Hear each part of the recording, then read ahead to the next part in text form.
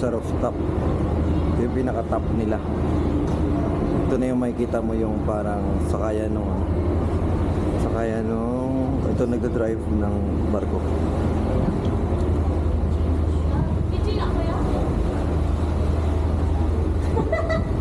Vlogger ka, kuya?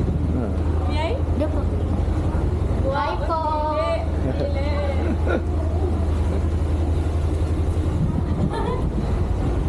Shout out lang.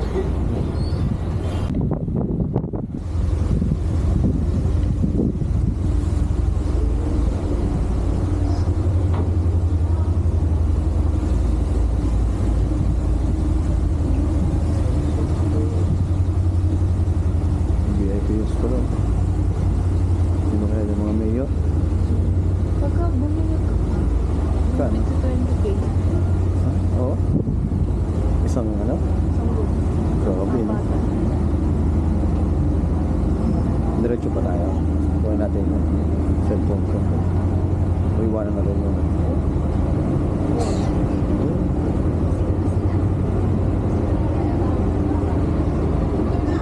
Pasukin ko lang siya. Pasukin ko lang siya. Ito yung CR nila. Ganda. Sobrang ganda. May aircon pa. Ito yung CR. Galing, sobrang ganda dito. May kanya-kanyang cubicle.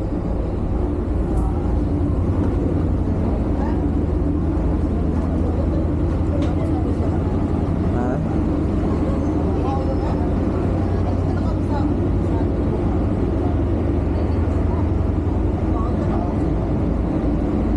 Saan po ba?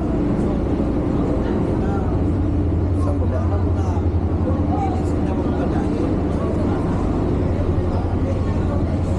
Kunin ko na? Ha? Ito yung pagkainan nila.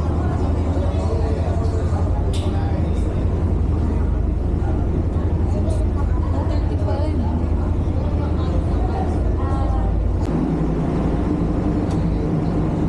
Oh, nakapatay na.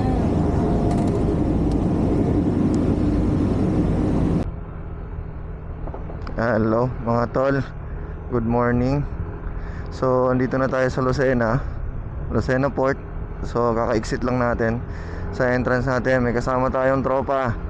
Shoutout kay Larry bro, andito sa likod natin. So andito yung mga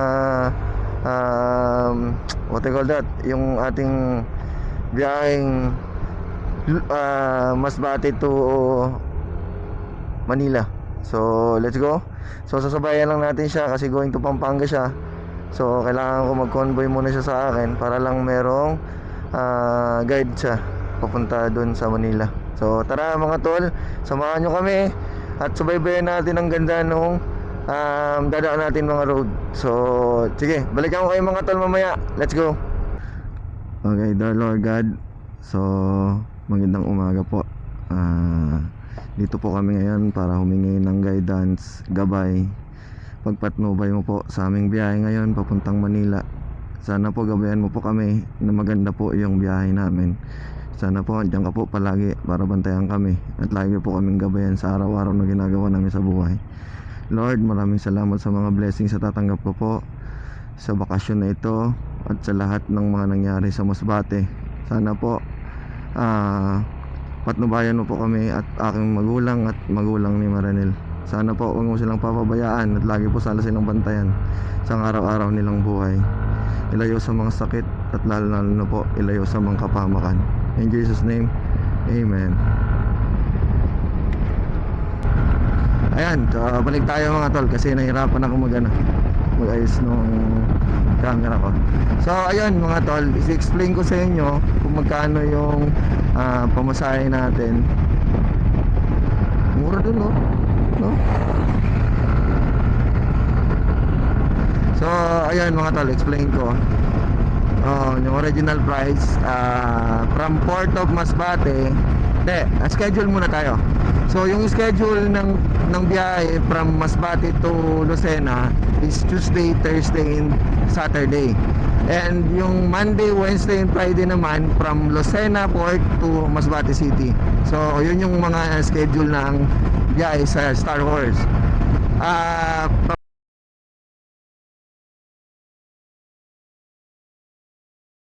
pakita ko rin sa inyo yung video kung gaano kaganda yung loob ng barko nila, tsaka kung gaano ka efficient yung lahat ng mga gamit nila. Mapapunta ka ng CR, mapunta ka ng may tulugan, mapunta ka ng mga cubicle na both right and left side naman yung nila, yung mga CR nila. Tsaka yung meron kang, kung pwede kang mag-relax lang, lumabas, magpahangin, meron din silang mga upuan sa labas. So yun yung yun yung yan. Punta tayo sa mga price, kung magkano yung motor biyahe natin from Masbate City to Lucena. So yung price niya is 4,500, including driver, and then yung passenger naman is 1,000. So you need to prepare, I think, 5,500 for that transportation na bayad. So yun yung mga kailangan nyo bayaran, mga tol. Then syempre kailangan nyo mag-add ng extra money para makabili ka sa pagkain sa loob, water, and other things na kailangan mo bilhin sa loob. Yes, ayun pala. So from Masbate City, may babayaran ka rin 30 pesos per tao. Parang ano lang yan, terminal fee. And then also may babayaran ka rin 65 for PPE.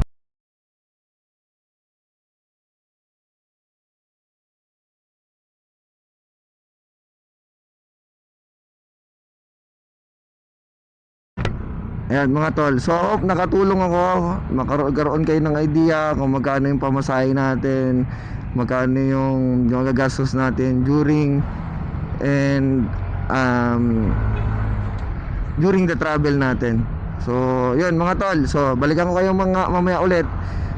Siguro mga Lokban area na tayo. Bye bye mga tol muna. So okay, so first natin gasoline natin sa Petron dito sa Lokban. So meron tayong ginasolin ng 200, how much? 300 pesos sa full tank natin. Dinagdagan lang natin yung natitirang gas natin. So balikan ko ulit kayo mga tol mamaya.